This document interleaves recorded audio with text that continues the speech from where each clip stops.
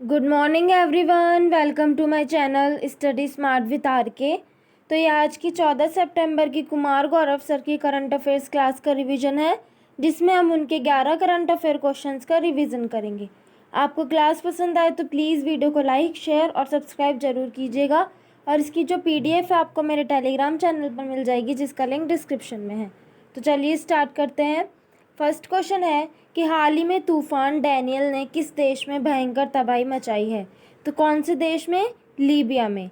यहाँ पर जो है तूफान से वो बांध टूट गया है, और बांध टूटने के कारण जो है वो बाढ़ आ गई है, और बाढ़ आने के कारण जो है 5,000 से भी अधिक लोगों की जो है मौत हो चुकी है।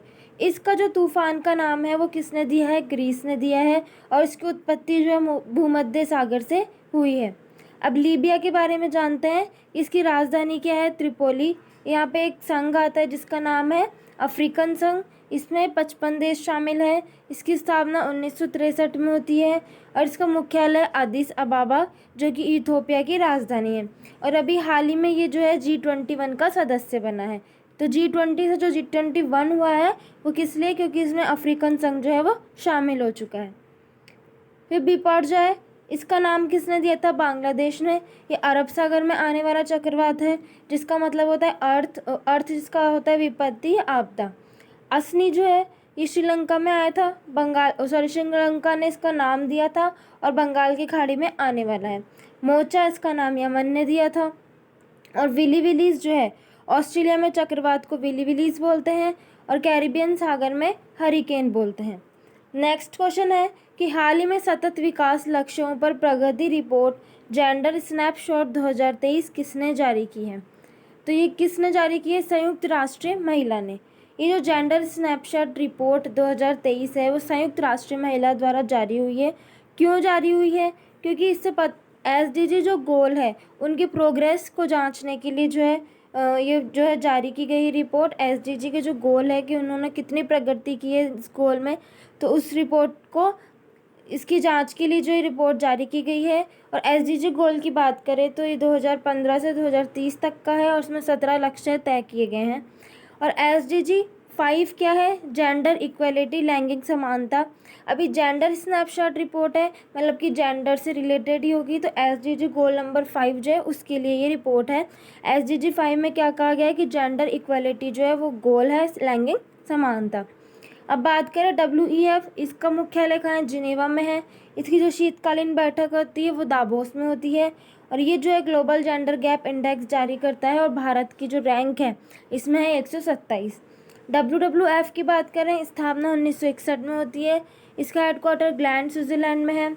इसका लोगो क्या है? पांडा। UNEP की बात करें, इसकी जो स्थापना है 5 जून 1972 में होती है। इसका मुख्यालय नैरोबी, केन्या में है। UNDP की बात करें, ये जो कौन सी रिपोर्ट जारी करता है? HDI जो है मानव विकास सूचकांक रिपोर्ट ही जारी करता है। इसके 3 आधार होते हैं इस रिपोर्ट के। जो ह्यूमन डेवलपमेंट इंडेक्स, जो मानव विकास सूचकांक है, इसके 3 आधार होते हैं। एक तो प्रति व्यक्ति आय, जीवन प्रत्याशा, और एक साक्षरता। फिर वर्ल्ड प्रेस फ्रीडम इंडेक्स कौन जारी करता है? Reporters without border. और भारत की रैंक इसमें है 161। लॉजिस्टिक परफॉर्मेंस वर्ल्ड बैंक जारी करता है। भारत की रैंक है 38। नेक्स्ट क्वेश्चन है कि हाल ही में सरकारी कंपनी ITI लिमिटेड ने किस नाम से ब्रांडेड लैपटॉप और माइक्रो PC लॉन्च किया है? तो स्मैश के नाम से। ये जो है सरकारी कंपनी ITI लिमिटेड द्वारा इसको लॉन्च किया गया है। 1948 में इसकी स्थापना होती है इस कंपनी की। और किसके सहयोग से? इंटेल कंपनी के सहयोग से। इसकी जो खास बात क्या है कि कार्बन उत्सर्जन और बिजली की जो खपत है उसको ये कम करेगा, और नाम क्या है इसका? स्मैश है। फिर परम कामरूप सुपर कंप्यूटर कहाँ स्थापित किया गया था? IIT गुवाहाटी में। परम शक्ति IIT खड़गपुर। भारत का पहला सुपर कंप्यूटर कौन सा है? परम 8000। भारत के सुपर कंप्यूटर के जनक कौन है? विजय भटकर। और परम गंगा कहाँ पर स्थापित किया? IIT रुड़की। नेक्स्ट क्वेश्चन है कि हाल ही में सिमोना हालेप पर डोपिंग के आरोप में 4 साल का बैन लगा। इनका संबंध किस खेल से है? तो इनका संबंध आता है टेनिस से।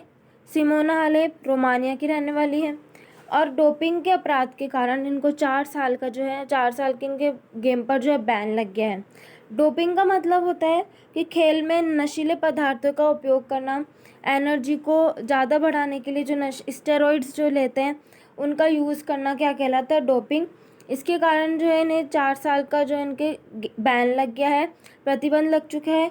और इन्होंने कौन सा वो लिया था, रॉक्स डेटेड जो है दवाई, इन्होंने इसका नशीले पदार्थ का उपयोग किया था। और जो ये सिमोना हालेप है वो 2 ग्रैंड स्लैम जीत चुकी हैं। अब ग्रैंड स्लैम की बात करें तो 4 ग्रैंड स्लैम होते हैं। ऑस्ट्रेलियन ओपन की बात करें, मेल में विजेता कौन रहा है, नोवाक जोकोविक जो कि सर्बिया के हैं। फीमेल में आर्यन सबलेंका बेलारूस की है। फ्रेंच, ये भी नोवाक जोकोविक ने जीता है मेल में, और फीमेल में इगा स्विएटेक जो कि पोलैंड की है। विंबलडन, मेल में जीतने वाले कार्लोस अल्कराज स्पेन के हैं, और फीमेल में मार्केस आंद्रोसोवा जो कि चेक गणराज्य की है। यूएस ओपन, मेल में नोवाक जोकोविक ने जीता है, और फीमेल में कोको गॉफ जो कि 19 वर्ष की हैं और यूएसए की हैं। नोवाक जोकोविक जो है अब तक 24 ग्रैंड स्लैम जीत चुके हैं। नेक्स्ट क्वेश्चन है, एडीआर की रिपोर्ट के अनुसार सांसदों के खिलाफ आपराधिक मामलों में कौन सा राज्य शीर्ष पर है। तो पहले बात करते हैं एडीआर रिपोर्ट। एडीआर की फुल फॉर्म क्या है, एसोसिएशन ऑफ डेमोक्रेटिक रिफॉर्म। इसने अभी एक रिपोर्ट जारी की है, जो सांसद के एमपी है उनके खिलाफ कितने आपराधिक मामले हैं उसकी रिपोर्ट जारी की है। तो भारत के जो 40% एमपी हैं उनके खिलाफ आपराधिक मामले की रिपोर्ट जारी की गई है। जिसमें से पहला स्थान किसका है, केरल का है, जिसमें कितने हैं 73%। और गंभीर आपराधिक मामलों में पहला स्थान कितना है, बिहार का है, बिहार का है, जिसमें कितने प्रतिशत है, 50% जो आपराधिक मामले हैं। एडीआर अभी हाल ही में एक और रिपोर्ट जारी की थी इसने, एक तो सबसे अमीर सीएम और सबसे गरीब सीएम। तो सबसे अमीर सीएम कौन था, वाई.एस. जगनमोहन रेड्डी, और सबसे गरीब ममता बनर्जी। फिर है कि सांसद की बात करें, ये कौन सा आर्टिकल आता है इसका, आर्टिकल 79। अब सांसद के अंग की बात करें तो अंग कितने होते हैं, 3, लोकसभा, राज्यसभा और प्रेसिडेंट। और सदन कितने होते हैं, 2, लोकसभा और राज्यसभा, लोअर हाउस और अपर हाउस, निम्न सदन और उच्च सदन। अब इन दोनों में अंतर जानते हैं कि लोकसभा और राज्यसभा में अंतर क्या होता है। लोकसभा अनुच्छेद 81, राज्यसभा अनुच्छेद 80 आता है। और चुनाव की जो न्यूनतम आयु लोकसभा में वो है 25 वर्ष और राज्यसभा में है 30 वर्ष। लोकसभा में प्रत्यक्ष चुनाव होते हैं, राज्यसभा में अप्रत्यक्ष चुनाव होते हैं एकल संक्रमणीय मत पद्धति से। कार्यकाल कितना होता है लोकसभा का, 5 साल। और राज्यसभा जो है कि स्थायी सदन है, ये विघटन नहीं होता है इसका। इसके एमपी का कार्यकाल कितना होता है, 6 साल का। और जो मैक्सिमम इसमें सदस्य कितने होते हैं लोकसभा के अंदर, 550 सदस्य होते हैं, और वर्तमान में कितने हैं, 543 हैं। और राज्यसभा में मैक्सिमम कितने हो सकते हैं, 250 हो सकते हैं, और वर्तमान में कितने हैं, 245 हैं। लोकसभा के वर्तमान स्पीकर कौन है, ओम बिरला, और राज्यसभा के कौन है, जगदीप धनखड़। लोकसभा के पहले हेड कौन थे, जीवी मावलकर, और राज्यसभा के कौन थे, राधा कृष्णन।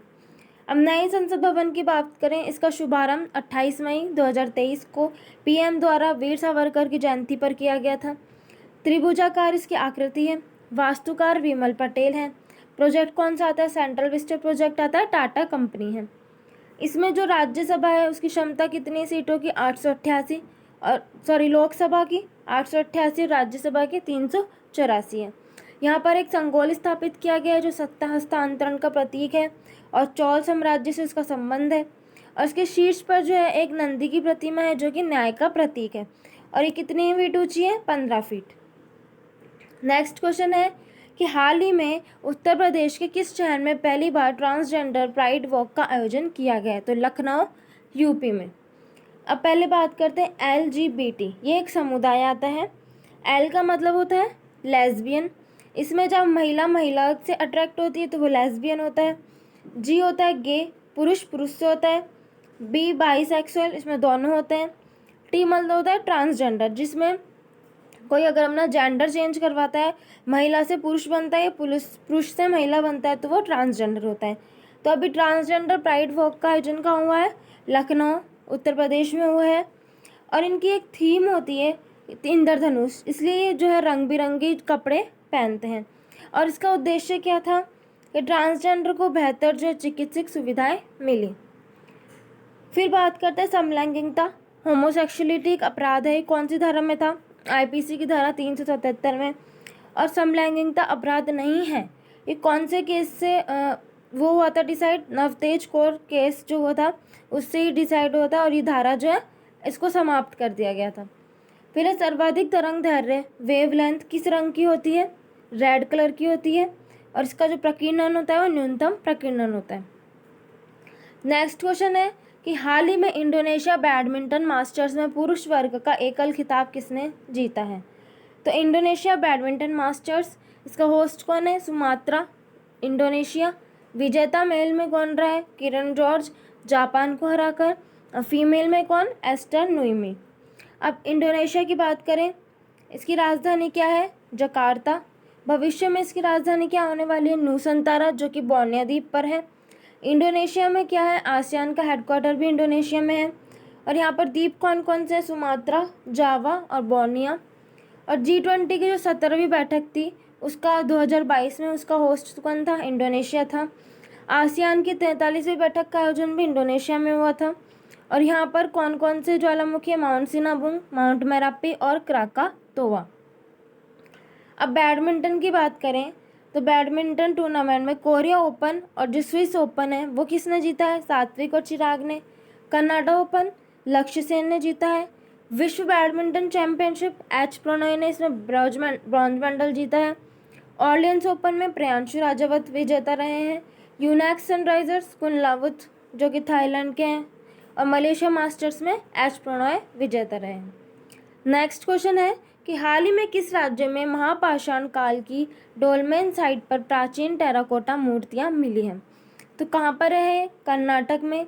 एक दक्षिणी कन्नड़ मूडबिद्री जो स्थान है वहाँ पर ये मिला है। महापाषाण काल की जो डोलमेन साइट है उस पर टेराकोटा की जो 8 मूर्तियाँ मिली हैं, जिसके अंदर से गाय, मोर, देवी माँ, घोड़ा, इन सब की मूर्तियाँ मिली हैं।